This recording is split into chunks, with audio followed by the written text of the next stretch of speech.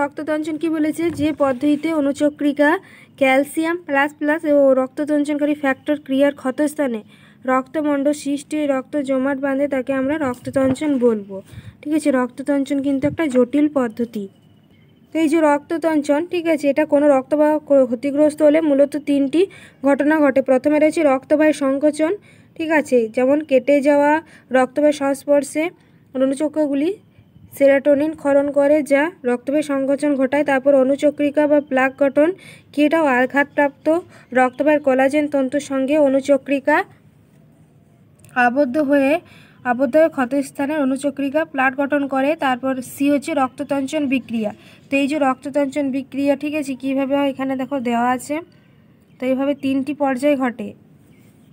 তো রক্ততঞ্চন বিক্রিয়াটি তিনটি পর্যায়ে, যেমন থ্রম্বোপ্লাস্টিন উৎপাদন, তারপর 2 নম্বর পয়েন্ট হচ্ছে থ্রম্বিন উৎপাদন, 3 নম্বর পয়েন্ট হচ্ছে ফাইব্রিন উৎপাদন ও রক্তপিণ্ড সৃষ্টি। ঠিক আছে, এই তিনটে কিন্তু পর্যায় আছে। এই যে তিনটে পর্যায়ের সাহায্যে দেখানো হয়েছে। প্রথমে থ্রম্বোপ্লাস্টিন উৎপন্ন, এই যে ক্ষতিগ্রস্ত কোলা এবং অণুচক্রিকা রয়েছে। অণুচক্রিকা আমরা থ্রম্বোসাইট বলবো, এবারকে আমরা বলবো অণুচক্রিকাকে থ্রম্বোসাইট বা আমরা বলতে পারি প্লেটলেট। আর এখানে দেখো ক্ষতিগ্রস্ত কোলা, ঠিক আছে, ড্যামেজ টিস্যু। তো কী হচ্ছে, এই যে ক্ষরণ হচ্ছে, ঠিক আছে, টিস্যু কলার মধ্যে ক্ষরণ হচ্ছে, টিস্যু কলার মধ্যে ক্ষরিত হচ্ছে এবং অণুচক্রিকা ক্ষরণ হচ্ছে। এরপর দেখো কোলা থ্রম্বোপ্লাস্টিন এবং অণুচক্রিকা থ্রম্বোপ্লাস্টিন গঠন হচ্ছে। ঠিক আছে, যেহেতু থ্রম্বোপ্লাস্টিন উৎপাদন, তো এইভাবে গঠিত হচ্ছে। ঠিক আছে, থ্রম্বোপ্লাস্টিন হচ্ছে ফ্যাক্টর 3, ফ্যাক্টর 3কে থ্রম্বোপ্লাস্টিন বলবো। তারপর কি বলেছে দেখো, থ্রম্বিন উৎপাদন।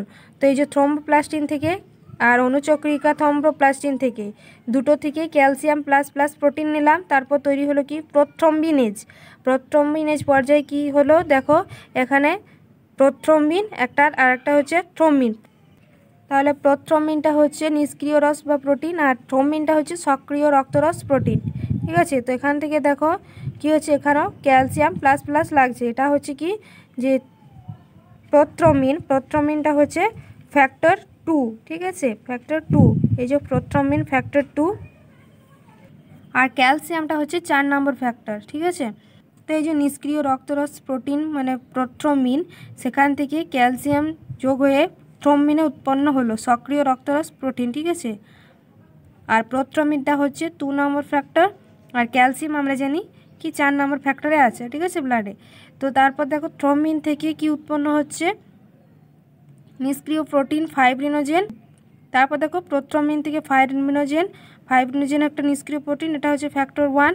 ঠিক আছে, আবার ফ্যাক্টর 1 যে ফাইব্রিনোজেন, সেখান থেকে ক্যালসিয়াম যেটা ফ্যাক্টর 4 সেই যুক্ত হয়ে মানে ফ্যাক্টর 4 যুক্ত হয়ে ফাইব্রিন বরাবর গঠিত হচ্ছে, সেটা হচ্ছে সক্রিয় প্রোটিন। ঠিক আছে, এখান থেকে ফাইব্রিন বা যেটা হচ্ছে পলিমারে উৎপন্ন হলো।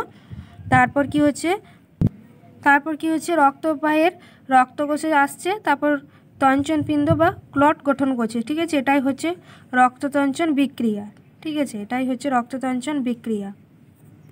তো এই যে রক্ততঞ্চন ফ্যাক্টর এবং তাদের কাজ রয়েছে, যেমন ফ্যাক্টর 1 যেটা হচ্ছে ফাইব্রিনোজেন গ্লোবিউলিন প্রোটিন যা রক্ততঞ্চনে বা ফাইব্রিনে পরিণত হয়। 2 নম্বর ফ্যাক্টর 2 যেটা প্রোথ্রম্বিন উৎপন্ন হচ্ছে তঞ্চনের সময় থ্রম্বিনে পরিণত হয়। ফ্যাক্টর 3 এটাকে বলবো থ্রম্বোপ্লাস্টিন, প্রোথ্রম্বিনেজ উৎপাদন ও থ্রম্বিন সৃষ্টির সাহায্য করে।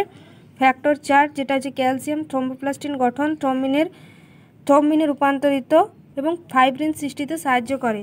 তো এইগুলো হচ্ছে রক্ততঞ্চন ফ্যাক্টর। তো এখানে 4টে ফ্যাক্টর দেওয়া আছে। ঠিক আছে, রক্ততঞ্চনের ফ্যাক্টরের যে 4টে মেন পয়েন্ট সেইগুলো দেওয়া আছে। কোন কোন ফ্যাক্টরগুলো যখন ক্লাস 11-12 সেখানে কিন্তু আরও দেওয়া থাকে। ঠিক আছে, টোটাল রক্ততঞ্চনের 13টা ফ্যাক্টর হয়। তো দেখো কী বলেছে, কোনো ক্ষতস্থান থেকে রক্ত জমাট বাঁধার পদ্ধতি হচ্ছে রক্ততঞ্চন পদ্ধতি। ঠিক আছে, যে কোনো ক্ষতস্থানে যদি কাটা যায় তখন দেখবে রক্ত বের হয়, ব্লিডিং হয়, তারপর আস্তে আস্তে কী হয়, সেটা তঞ্চিত হয়ে যায়, আস্তে আস্তে জমাট বাঁধতে শুরু করে, সেটাই হচ্ছে রক্ততঞ্চন পদ্ধতি। তো এটাকে আমরা বলবো রক্ততঞ্চন পদ্ধতি বা ব্লাড কোয়াগুলেশন। ঠিক আছে, বা বলতে পারি ব্লাড ক্লটিং। ঠিক আছে, তারপর রক্ততঞ্চনের সময়কাল কত, 3 থেকে 8 মিনিট। ঠিক আছে, মানে যে রক্ত তঞ্চিত হবে, ব্লিডিং হওয়ার পর যে তঞ্চিত হবে তার সময়কাল হচ্ছে 3 থেকে 8 মিনিট। শর্ত কি, 13টি ফ্যাক্টর লাগে। এই যে রক্ততঞ্চন পদ্ধতি 13টি ফ্যাক্টর লাগে, ঠিক আছে পদ্ধতি। তো এখানে ক্লাস 9-এর বইতে 4টি ফ্যাক্টর দেওয়া আছে, ঠিক আছে, 4টি ফ্যাক্টরের সাহায্যে দেওয়া আছে। কিন্তু যখন ক্লাস 11-12 লেভেলে তখন এই 13টি ফ্যাক্টরের সাহায্যে কীভাবে তঞ্চিত হচ্ছে সেটা দেওয়া থাকে ডিটেলসে, ঠিক আছে। তো ক্লাস 9-এর সিলেবাসে যতটুকু দেওয়া আছে তো ততটাই আমরা করব, ঠিক আছে। তারপর দেখো রক্তকণিকা কী, তারপর দেখো রক্তকণিকা কী, তারপর দেখো রক্তকণিকাটাই হচ্ছে অনুচক্রিকা, ঠিক আছে। তো দেখো লিখেছি রক্তক্ষরণকালের সময় হচ্ছে 1 থেকে 4 মিনিট, ঠিক আছে। যে রক্ত ক্ষরিত হচ্ছে, ব্লিডিং হচ্ছে, তার সময় হচ্ছে 1 থেকে 4 মিনিট। আর যে রক্তটা জমাট বাঁধছে, ঠিক আছে, ব্লিডিং থেকে তরল অবস্থা থেকে যখন তঞ্চিত হচ্ছে, ঠিক আছে, যে ব্লাড ক্লট হচ্ছে, তখন তার সময় হচ্ছে 3 থেকে 8 মিনিট। এই যে ফ্যাক্টর নাম এবং উৎপত্তি, ঠিক আছে। তো আমরা দেখলাম একটু আগে যে ফ্যাক্টর 1 যেটা হচ্ছে ফাইব্রিনোজেন, ঠিক আছে, এটা লিভারে উৎপত্তি মানে যকৃত উৎপত্তি। ফ্যাক্টর 2 হচ্ছে প্রোথ্রম্বিন, এটা হচ্ছে ভিটামিন কে থাকে, ঠিক আছে, যেটা কী হচ্ছে এটাও লিভারে, এবং ভিটামিন কে থাকে এই ফ্যাক্টরে, ঠিক আছে, ভিটামিন কে থাকে প্রোথ্রম্বিন, ঠিক আছে, ফ্যাক্টর 2। তারপর ফ্যাক্টর 3-তে আছে থ্রম্বোপ্লাস্টিন, ঠিক আছে, যেটা আছে ক্ষতস্থান ও অনুচক্রিকায়। আর ফ্যাক্টর 4 যেটা আছে ক্যালসিয়াম আয়ন, ঠিক আছে, আমরা বলতে পারি Ca2+। তো এটা রক্তের প্লাজমায় থাকে, ঠিক আছে, ক্যালসিয়াম রক্তের প্লাজমায় থাকবে। এখানে তো দেখো থ্রম্বোপ্লাস্টিন সৃষ্টি হয়, তারপর থ্রম্বোপ্লাস্টিন থেকে প্রোথ্রম্বিন থেকে থ্রম্বিনে রূপান্তরিত হয়, তারপর ফাইব্রিনোজেন ফাইব্রিনে পরিণত হয়, তারপর ফাইব্রিন জালক গঠন হয়, এইভাবে পদ্ধতি। তো একটু আগেই দেখলাম যে পদ্ধতি 3টি পর্যায়ে রয়েছে, ঠিক আছে, রক্তবাহী সংকোচন, অনুচক্রিকার প্লাক গঠন আর তঞ্চন বিক্রিয়া, ঠিক আছে, 3টি পর্যায়ে ঘটে। একটু আগে আমরা দেখলাম যে 3টি পর্যায়ে এই যে রক্ততঞ্চন, ঠিক আছে, রক্ততঞ্চনের পদ্ধতিটি হচ্ছে। 1 নম্বর পর্যায়ে দেখলাম থ্রম্বোপ্লাস্টিন উৎপাদন, ঠিক আছে, 2 নম্বর দেখলাম যে থ্রম্বিন উৎপাদন, 3 নম্বর দেখলাম যে ফাইব্রিন উৎপাদন ও তঞ্চন পিণ্ড সৃষ্টি, ঠিক আছে। এইভাবে আমরা যে রক্ত তঞ্চিত হচ্ছে সেই পদ্ধতিটা জানলাম। এরপর দেখব রক্ততঞ্চন বিরোধী পদার্থ, মানে যে রক্ত তঞ্চিত হচ্ছে, ঠিক আছে, সে রক্ত তঞ্চিত কীভাবে তরল রাখবো। আমাদের শরীরের ভেতরে তো রক্ত তঞ্চিত অবস্থায় নেই, সেটা তরল ফ্লুইড অবস্থায় আছে, ঠিক আছে, আমাদের শরীরের মধ্যে বইছে, সংবহন যেটা বলছি, ঠিক আছে, সংবহনের মাধ্যমে বইছে, বিভিন্ন রক্ত প্রবাহের মাধ্যমে, শিরা ধমনির মাধ্যমে, ঠিক আছে। তো সেটাই বলছে রক্ততঞ্চন বিরোধী পদার্থ কি রক্ততঞ্চনে বাধা দেয় বা রক্তকে তরল রাখে, সেটা হচ্ছে রক্ততঞ্চন বিরোধী পদার্থ, ঠিক আছে, এখানে বিরোধী। তো প্রাকৃতিক রক্ততঞ্চন বিরোধী পদার্থ কী কী, যেমন হেপারিন, হিরোডিন, যেটা যকৃতের লালারসে উপস্থিত থাকে। 3 নম্বর পয়েন্ট কি, 3 নম্বর পয়েন্ট কি, 3 নম্বর পয়েন্ট হচ্ছে প্লাজমিনোজেন, যেটা লিভারে উৎপন্ন হয়, ঠিক আছে। আর কৃত্রিম কিছু আছে, কৃত্রিম রক্ততঞ্চক বিরোধী পদার্থ, যেমন সোডিয়াম বা পটাশিয়াম অক্সালেট, তারপর অ্যামোনিয়াম, পটাশিয়াম, ঠিক আছে, সোডিয়াম সাইট্রেট যেটা বেশি থাকে, তারপর হচ্ছে EDTA, ঠিক আছে, ethylene die amine tetra amino acid. তো এইগুলো হচ্ছে প্রাকৃতিক, এগুলো হচ্ছে কৃত্রিম। তারপর দেখো রক্তবাহের মধ্যে রক্ত জমাট বাঁধার পদ্ধতিকে কি বলবো, থ্রম্বোসিস, ঠিক আছে, রক্তবাহের মধ্যে রক্ত জমাট বাঁধার পদ্ধতিকে আমরা থ্রম্বোসিস বলবো, মানে জমাট বাঁধছে যেটা। মস্তিষ্কের মধ্যে রক্ত জমাট বাঁধার পদ্ধতিকে আমরা কি বলবো, সেরিব্রাল থ্রম্বোসিস। এই ছিল রক্ততঞ্চন পদ্ধতি, ঠিক আছে। তো আমরা রক্ত সংবহনতন্ত্রের রক্ত সম্পর্কে জানলাম, ঠিক আছে। এরপর রয়েছে রক্তবাহ এবং হৃৎপিণ্ড। তো এই যে রক্তবাহ, এই রক্তবাহ জানার আগে আমরা সংবহনের যে প্রকারভেদ সেটা দেখব, ঠিক আছে। 2 প্রকার হয়ে থাকে, একটা হচ্ছে মুক্ত সংবহন আর 2 নম্বর হচ্ছে বদ্ধ সংবহন, ঠিক আছে। এই রক্তবাহটা তারপর আমরা জানবো, প্রথমে আমরা এর প্রকারভেদ দেখে নেব। আমরা যেগুলো পড়ছি এখন রক্তবাহ, হৃৎপিণ্ড, এগুলো হচ্ছে উপাদান, সংবহনতন্ত্রের উপাদান। সংবহনতন্ত্রের উপাদান জানি যে রক্ত সংবহনতন্ত্র এবং লসিকা, ঠিক আছে। আবার এই রক্ত সংবহনতন্ত্র গঠিত রক্তবাহ এবং হৃৎপিণ্ড মিলে রক্ত সংবহনতন্ত্র গঠিত, ঠিক আছে, যেই মাধ্যম দিয়ে যাচ্ছে এবং যে বস্তুটা আছে সেটা হচ্ছে রক্ত, ঠিক আছে। তো এই রক্তবাহ জানার আগে আমাদেরকে জানা জরুরি যেটা মুক্ত সংবহন এবং রক্ত সংবহনের প্রকারভেদ সম্পর্কে আমরা জানবো। তো এই যে দেখো সংবহনতন্ত্র প্রকারভেদ কয় প্রকার, 2 প্রকার। একটা হচ্ছে মুক্ত সংবহনতন্ত্র। মুক্ত সংবহনতন্ত্র কাদের ক্ষেত্রে দেখবো, যেমন আর্থ্রোপোডা, চিংড়ি, মাছি, আরশোলা, মোলাস্কাদের ক্ষেত্রে, শামুক, ঝিনুক, অক্টোপাস। তারপরে হচ্ছে বদ্ধ সংবহনতন্ত্র, এগুলো কাদের ক্ষেত্রে দেখবো, যেমন অ্যানিলিডার ক্ষেত্রে, কেঁচো, জোঁক, কর্ডাটা প্রাণী যেমন মানুষ, উভচর প্রাণী, পক্ষী, ঠিক আছে, এগুলোর ক্ষেত্রে বদ্ধ সংবহনতন্ত্র দেখব। তারপরে যে আরশোলার মুক্ত সংবহনতন্ত্র, ঠিক আছে, ক্লাস 9-এর আরশোলার মুক্ত সংবহনতন্ত্র দেওয়া আছে এবং মানব দেহের বদ্ধ সংবহনতন্ত্র, ঠিক আছে। উপাদান কী কী, যেমন হচ্ছে হিমোসিল, গহ্বর, তারপর হচ্ছে হিমোলিম্ফ যেটা হচ্ছে শ্বাসরঞ্জকবিহীন, ঠিক আছে, রক্ত। শ্বাসরঞ্জকবিহীন রক্তকে আমরা বলবো হিমোলিম্ফ, যেটা আরশোলা রয়েছে। আমরা পতঙ্গদের ক্ষেত্রে হিমোলিম্ফ দেখতে পারবো বেশিরভাগ, ঠিক আছে। তাও কি বলেছে, হৃৎপিণ্ডের প্রতিটি প্রকোষ্ঠের পশ্চাৎভাগে একজোড়া করে ছিদ্র থাকে, এই ছিদ্রগুলিকে আমরা অস্ট্রিয়া বলবো, ঠিক আছে। বইতে রয়েছে সংবহনের প্রকারভেদ 2 প্রকার, মুক্ত সংবহন, ঠিক আছে, আর বদ্ধ। মুক্ত রক্ত সংবহন আর বদ্ধ রক্ত সংবহন। তো এখানে দেখো মুক্ত সংবহনে কি বলেছে, যে রক্ত সংবহনে রক্ত হৃৎপিণ্ড ও রক্তবাহের মধ্য দিয়ে সংবাহিত হওয়ার সময় দেহগড় বা হিমোসিলে মুক্ত হয় ও কলাকাশের সংস্পর্শে আসে তাকে মুক্ত সংবহন বলবো। মুক্ত সংবহনে রক্তবাহ থেকে সিলম নামক দেহগহ্বরে মুক্ত হয়। পতঙ্গের রক্তপূর্ণ সিলমটিকে হিমোসিল বলবো। তো এখানে দেখো ছবিতে দেওয়া রয়েছে এই যে রক্তপূর্ণ দেহগহ্বর, ঠিক আছে, এটাকে আমরা হিমোসিল বলবো। মুক্ত সংবহন কেন, কারণ এরা সরাসরি কী হচ্ছে, যে সংবহনের মাধ্যমে এই যে সংবহন, এই সংবহনতন্ত্রে সরাসরি তাদের দেহগহ্বরের মধ্যে মুক্ত হচ্ছে, ঠিক আছে, কোনো রক্তবাহ ছাড়াই। তো কি মুক্ত সংবহনে রক্তবাহ থেকে সিলম নামক দেহগহ্বরে মুক্ত হচ্ছে, ঠিক আছে, এই যে সরাসরি কী হচ্ছে, দেহগহ্বরে মুক্ত হচ্ছে, ঠিক আছে, রক্তবাহ থেকে সরাসরি দেহগহ্বরে মুক্ত হচ্ছে। তো সেটার নামই হচ্ছে কি হিমোসিল, ঠিক আছে, এই সিলমটিকে নাম হচ্ছে হিমোসিল। তারপর দেখো বৈশিষ্ট্য দেওয়া আছে, হিমোলিম্ফ বা যেটাকে আমরা রক্ত বলছি, পতঙ্গদের রক্তকে হিমোলিম্ফ বলবো, যেটা রঞ্জকবিহীন, ঠিক আছে, কোনো রঞ্জক নেই, একে হিমোলিম্ফ বলছি। তো এই যে দেহগহ্বরে মুক্ত হয় যাকে হিমোসিল বলছি, ঠিক আছে। হৃৎপিণ্ড, হিমোসিল আর পেরিকার্ডিয়াল সাইনাস অস্টিয়া নিয়ে মুক্ত সংবহনতন্ত্র গঠিত, ঠিক আছে। কিছু ক্ষেত্রে হিমোলিম্ফ অক্সিজেন পরিবহন করে না, তাই এদের রক্তে কোনো শ্বাসরঞ্জক থাকে না, ঠিক আছে। যেমন অমেরুদণ্ডী প্রাণীর রক্তে কোনো শ্বাসরঞ্জক থাকে না, যেমন অমেরুদণ্ডী প্রাণী যেমন আরশোলা, চিংড়ি, গঙ্গা ফড়িং, এইগুলো, ঠিক আছে। তারপর অধিকাংশ সন্ধিপদী প্রাণী আছে, যেমন শামুক, ঝিনুক প্রভৃতি মোলাস্কা পর্বের প্রাণীর দেহে মুক্ত সংবহন দেখা যায়, ঠিক আছে, মুক্ত সংবহনতন্ত্র দেখা যায়। ব্যাখ্যা, যেমন আরশোলার পৃষ্ঠ মধ্যরেখা বরাবর লম্বা সরু নলের মতো আকৃতি 13টি প্রকোষ্ঠযুক্ত একটি হৃৎপিণ্ড অবস্থিত, ঠিক আছে। হৃৎপিণ্ডটি পেরিকার্ডিয়াল সাইনাস দ্বারা পরিবেষ্টিত থাকে। এই যে হৃৎপিণ্ড, এটি পেরিকার্ডিয়াল সাইনাস দ্বারা কি রয়েছে, পরিবেষ্টিত রয়েছে, ঠিক আছে, পেরিকার্ডিয়াল সাইনাস, এই যে হৃৎপিণ্ডটির পেরিকার্ডিয়াল সাইনাস দ্বারা পরিবেষ্টিত রয়েছে।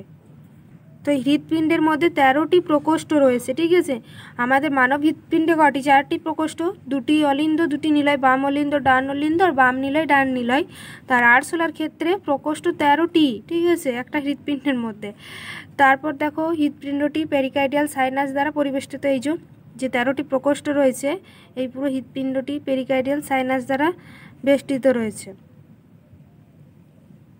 তারপর দেখো কি বলেছে, এই যে হৃদ প্রকোষ্ঠের, ঠিক আছে, প্রতিটি হৃদ প্রকোষ্ঠের দুপাশে অস্ট্রিয়া, ঠিক আছে, 12 জোড়া নামক ছিদ্র থাকে, যারা হৃদ প্রকোষ্ঠগুলিকে পেরিকার্ডিয়াল সাইনাসের সঙ্গে যুক্ত রাখে। এই যে অস্ট্রিয়া রয়েছে, ঠিক আছে, এইগুলো, তো যে অস্ট্রিয়া ছিদ্রগুলি সেগুলো 12 জোড়া আছে, ঠিক আছে, মানে 24টি অস্ট্রিয়া ছিদ্র রয়েছে, এই যে অসংখ্য অস্ট্রিয়া ছিদ্র রয়েছে। আর যে হৃৎপিণ্ডের প্রকোষ্ঠের সংখ্যা কটি, 13টি, ঠিক আছে, যারা হৃদ প্রকোষ্ঠগুলিকে পেরিকার্ডিয়াল সাইনাসের সঙ্গে যুক্ত রাখে, ঠিক আছে। এই যে হৃৎপিণ্ডটি সামনের দিকে অগ্র মহাধমনী পথে মস্তিষ্কে উন্মুক্ত হয়, যে অগ্র ধমনী পথে মস্তিষ্কে মুক্ত হচ্ছে, যেগুলো পতঙ্গ শ্রেণী, মানে এটা আরশোলার মুক্ত সংবহনতন্ত্র, ঠিক আছে, আরশোলার ক্ষেত্রে আমরা দেখছি। তারপর দেখো কি হয়েছে, দেহের অঙ্কদেশে হৃৎপিণ্ডের নিচে হিমোসিল বা পেরিভিসেরিয়াল সাইনাস রয়েছে, এই যে পেরিভিসেরিয়াল সাইনাস বা যেটাকে আমরা বলছি হিমোসিল, ঠিক আছে। এই দেহগহ্বরে কিন্তু রক্ত কী হচ্ছে, মুক্ত হচ্ছে। তার 4 নম্বর পয়েন্টে দেখো, হৃৎপিণ্ডের প্রকোষ্ঠগুলি সংকুচিত হলে অগ্র মহাধমনী পথে রক্ত প্রথমে মস্তিষ্কের সাইনাসে মুক্ত হয়ে পরে হিমোসিলে প্রবেশ করে। এই যে মস্তিষ্কে যে সাইনাস রয়েছে এখানে প্রথমে প্রবেশ করে, তারপর হিমোসিলে প্রবেশ করছে। তারপর দেখো 5 নম্বর পয়েন্ট কি, হিমোসিল থেকে রক্ত কলাকোষে প্রবেশ করে ও প্রয়োজনীয় বস্তুর আদান প্রদান ঘটে। এই যে হিমোসিল থেকে রক্ত কী করছে, বিভিন্ন কলাকোষে পৌঁছে এবং আদান প্রদান ঘটছে। তারপর 6 নম্বর পয়েন্ট, এর ফলে সৃষ্ট রেচন পদার্থগুলি দূষিত রক্ত হিমোসিল থেকে পেরিকার্ডিয়াল সাইনাসে প্রবেশ করে ও অস্টিয়া নামক ছিদ্র দিয়ে পুনরায় হৃৎপিণ্ডে ফিরে যায়।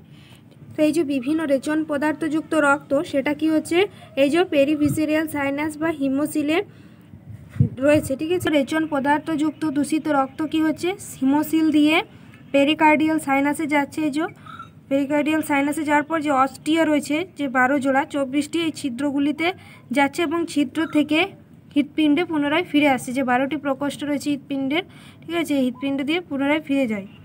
তো সেটাই হচ্ছে আর্সেলার মুক্ত সংবহনতন্ত্রের কাজ, ঠিক আছে। এরপর দেখব বদ্ধ সংবহনতন্ত্র।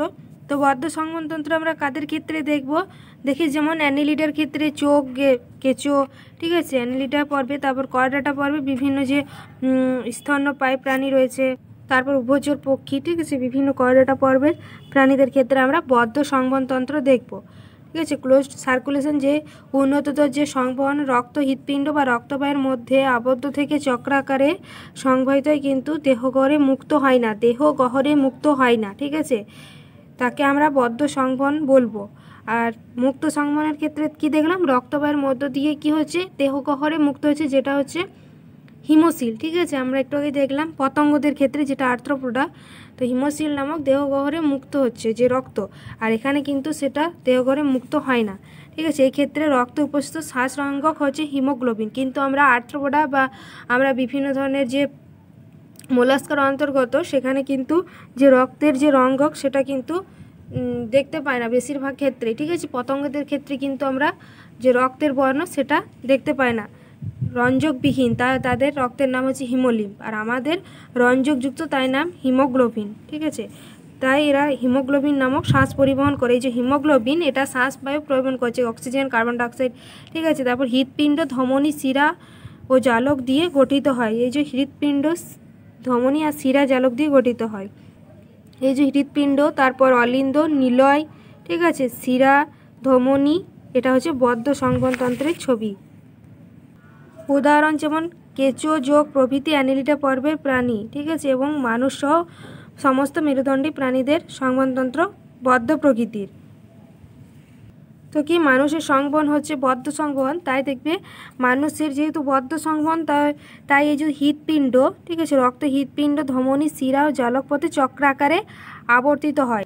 এবার আমরা জানতে পারলাম যে সার্কুলেশন কেন, ঠিক আছে, যে ব্লাড সার্কুলেশন, তো এটাই বলছে, ঠিক আছে, চক্রাকারে কিন্তু আবর্তিত হয় রক্ত, ঠিক আছে, মানে সারা শরীর থেকে যে আবার হৃৎপিণ্ডে আসে, হৃৎপিণ্ড থেকে আবার শরীরে যায়, তো এটা একটা সার্কুলেশন ঘটে আমাদের মধ্যে, ঠিক আছে, যেটা বলছি চক্রাকারে আবর্তিত হয়। তো চলো জেনে নিই বদ্ধ সংবহন সম্পর্কে।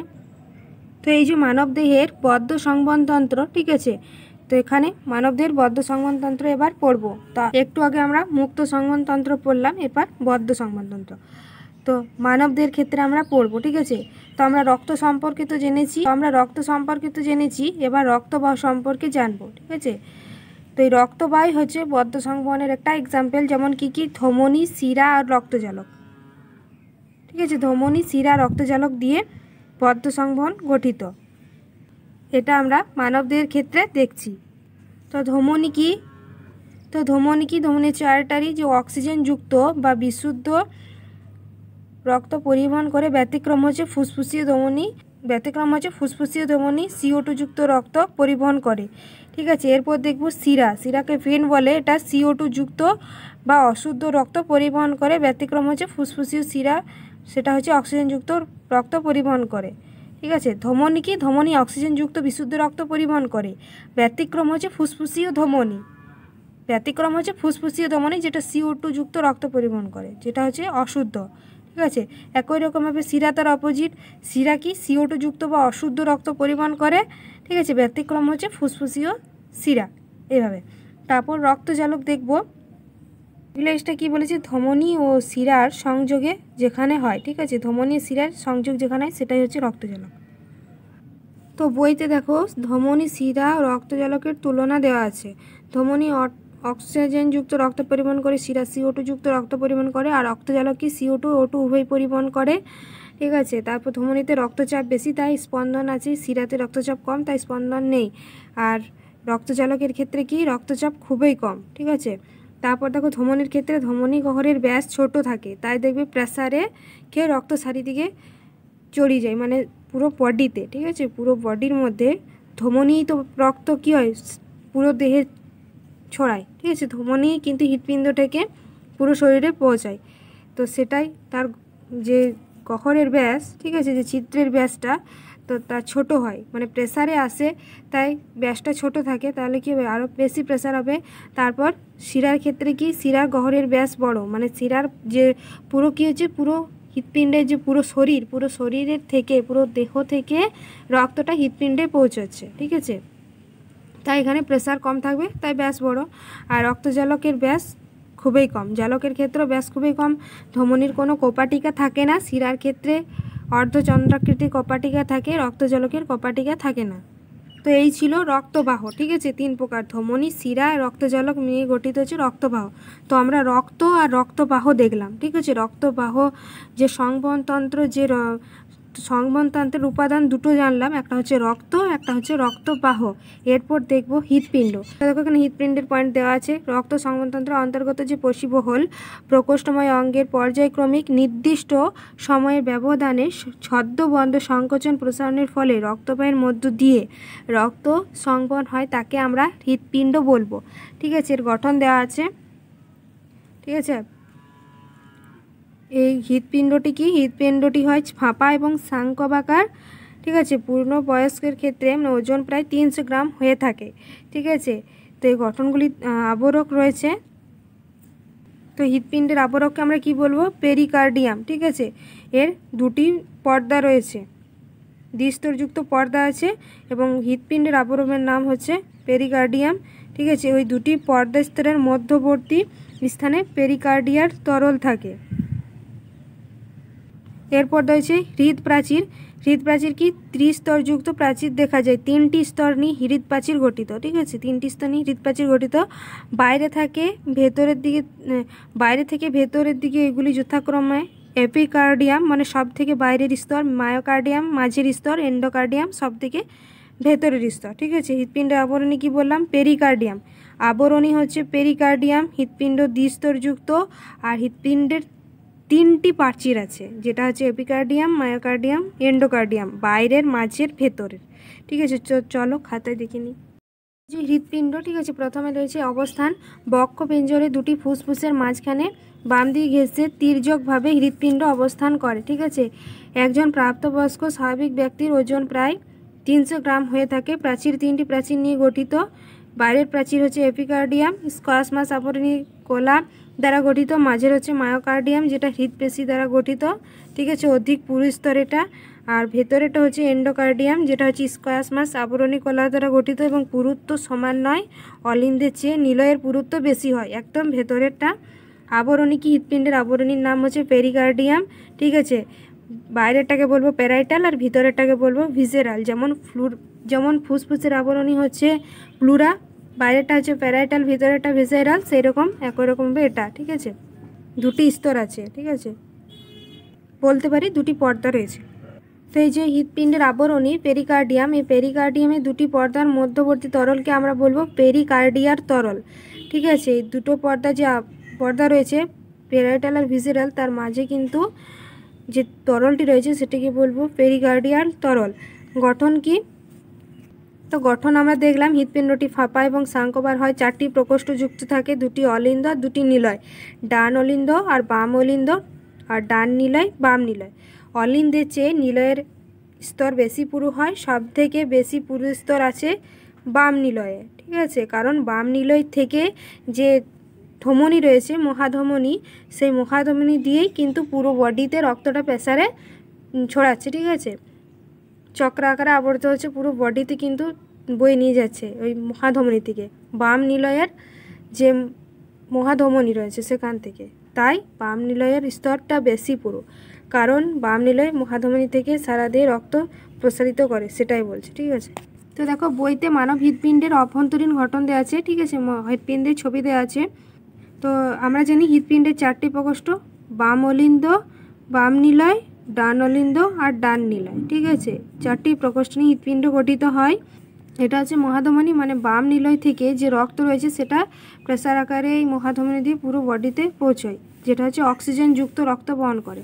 তো প্রথমে আমরা কি দেখব, যে বাইরে থেকে প্রশ্বাস নিচ্ছি মানে অক্সিজেন নিচ্ছি, সেই অক্সিজেন পুরো বডিতে প্রবেশ করছে এবং ফুসফুসের মধ্য দিয়ে কী করছে, সে পুরো বডির রক্ত কি হচ্ছে, যখন আমরা অক্সিজেন প্রশ্বাস নিচ্ছি তখন সে অক্সিজেন প্রশ্বাসের মাধ্যমে এই ফুসফুসীয় শিরাতে, ঠিক আছে, ফুসফুসীয় শিরা যেহেতু অক্সিজেনযুক্ত রক্ত বহন করছে বাম অলিন্দ, এবং বাম অলিন্দ থেকে বাম নিলয়ে আসছে, বাম নিলয় থেকে সেই অক্সিজেনযুক্ত রক্ত পুরো দেহে কী হচ্ছে ছড়িয়ে দিচ্ছে, ঠিক আছে, এই মহাধমনীর মাধ্যমে পুরো বডিতে পৌঁছে যাচ্ছে অক্সিজেনযুক্ত রক্ত। এবং পুরো বডি থেকে কার্বন ডাইঅক্সাইড যখন আমরা ছাড়ছি, ঠিক আছে, বাইরে যে নিঃশ্বাস ছাড়ছি CO2, তো সেটা কি হচ্ছে পুরো দেহ থেকে সেই রক্ত ফুসফুসীয় শিরা দিকে আসছে, ঠিক আছে, সেই রক্ত পুরো শিরা থেকে, শরীরের মধ্যে পুরো বডি থেকে CO2 যুক্ত রক্ত, শিরাতে তো CO2 রক্ত বহন করে, সেই CO2 রক্ত হৃৎপিণ্ডে প্রবেশ করছে।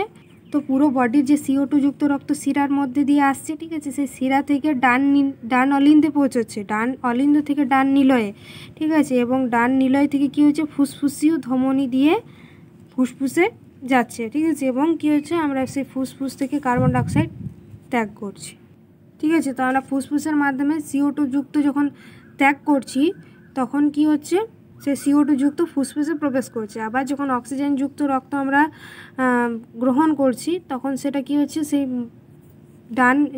সেই অক্সিজেনযুক্ত রক্ত বাম নিলয় থেকে, ঠিক আছে, পুরো বডি থেকে বাম অলিন্দে গেল, বাম অলিন্দে থেকে বাম নিলয়, তারপর বাম নিলয় থেকে মহাধমনী দিয়ে পুরো দেহে ছড়াচ্ছে, ঠিক আছে।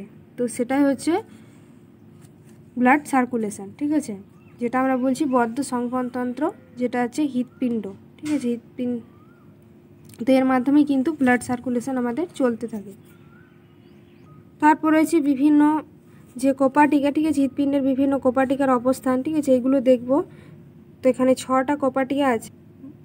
তো এই যে 6টা কোপাটিকা আছে, দ্বিপত্র কোপাটিকা বা আমরা একে বলছি মাইট্রাল ভাল্ভ বা বাইকাসপিড ভাল্ভ। 2 নম্বর হচ্ছে ত্রিপত্র কোপাটিকা বা ট্রাইকাসপিড ভাল্ভ। 3 নম্বর হচ্ছে পালমোনারি কোপাটিকা। 4 নম্বর হচ্ছে অ্যাওয়ার্টিক কোপাটিকা। 5 নম্বর হচ্ছে থিবেসিয়ান কোপাটিকা। 6 নম্বর হচ্ছে ইউস্টেচিয়ান কোপাটিকা, ঠিক আছে। হৃৎপিণ্ডের এই 6টি কোপাটিকা রয়েছে। তারপর দেখব যে হৃৎপিণ্ডের সংযুক্ত রক্তবাহ, ঠিক আছে, এই যে ছবিটা হৃৎপিণ্ড সংযোগী হৃৎপ্রাচীর সংলগ্ন সংযোগী কলা, ঠিক আছে, বিভিন্ন সংযোগী কলার ছবি রয়েছে। তারপর কি আছে, এই যে হৃৎপিণ্ডের মধ্য দিয়ে রক্ত সংবহন, ঠিক আছে, কিভাবে আমাদের মধ্যে রক্ত সংবহন হচ্ছে, ঠিক আছে, সেটা জানবো। প্রথমে আমরা দেখব হৃৎপিণ্ডের সংযুক্ত রক্তবাহ। তো কী বলেছে, হৃৎপিণ্ডের সঙ্গে যেসব রক্তবাহ সংযুক্ত থাকে সেগুলি হলো ঊর্ধ্ব মহাশিরা বা সুপিরিয়র ভেনা কাভা, ঠিক আছে। তো এটি হৃৎপিণ্ডের ডান অলিন্দের ঊর্ধ্ব প্রান্তে সংযুক্ত থাকে। এই শিরা দেহের ঊর্ধ্বভাগ থেকে অধিক CO2 যুক্ত রক্ত ডান অলিন্দে নিয়ে আসে। তো ঊর্ধ্ব মহাশিরা বা সুপিরিয়র ভেনা কাভা কী বললাম, যে এটি কি হচ্ছে, এটি হৃৎপিণ্ডের ডান অলিন্দে কী হচ্ছে ঊর্ধ্ব প্রান্তে সংযুক্ত রাখে, ঠিক আছে, এই শিরা, এবং দেহের ঊর্ধ্বভাগ থেকে অধিক CO2 যুক্ত, ঠিক আছে, দেহের ঊর্ধ্বভাগ থেকে অধিক CO2 যুক্ত কিন্তু এই যে এটা হচ্ছে ঊর্ধ্ব মহাশিরা, এই ঊর্ধ্ব মহাশিরাটি ডান অলিন্দে নিয়ে আসে, ঠিক আছে। এই CO2 যুক্ত কিন্তু দেহ থেকে CO2 যুক্ত রক্ত এই ঊর্ধ্ব মহাশিরা ডান অলিন্দে প্রবেশ করে। পুরো শরীরের যে রক্ত এই ঊর্ধ্ব মহাশিরা থেকে ডান অলিন্দে প্রবেশ করে, ঠিক আছে, ডান অলিন্দে নিয়ে আসে এই ঊর্ধ্ব মহাশিরা CO2 যুক্ত রক্ত বহন করছে। যেগুলো নীল, ঠিক আছে, যেগুলো দেখো নীল রঙের রয়েছে সেগুলো হচ্ছে কি, সেগুলি CO2 যুক্ত রক্ত বহন করে। আছে যেগুলো লাল, ঠিক আছে, যেগুলো লাল হচ্ছে সেগুলো O2 যুক্ত রক্ত বহন করে। তারপর রয়েছে অধ বা নিম্ন মহাশিরা বা আমরা বলতে পারি ইনফিরিয়র ভেনা কাভা। এটা কি হৃৎপিণ্ডের ডান অলিন্দের নিম্ন প্রান্তে সংযুক্ত থাকে। দেহের নিম্ন ভাগ থেকে অধিক CO2 যুক্ত রক্ত ডান অলিন্দে নিয়ে আসে, ঠিক আছে। তো এই নিম্ন মহাশিরা বা তো এই যে অধ বা নিম্ন মহাশিরা, এটা কি বললাম, হৃৎপিণ্ডের ডান অলিন্দের নিম্ন প্রান্তে যুক্ত থাকে, ঠিক আছে।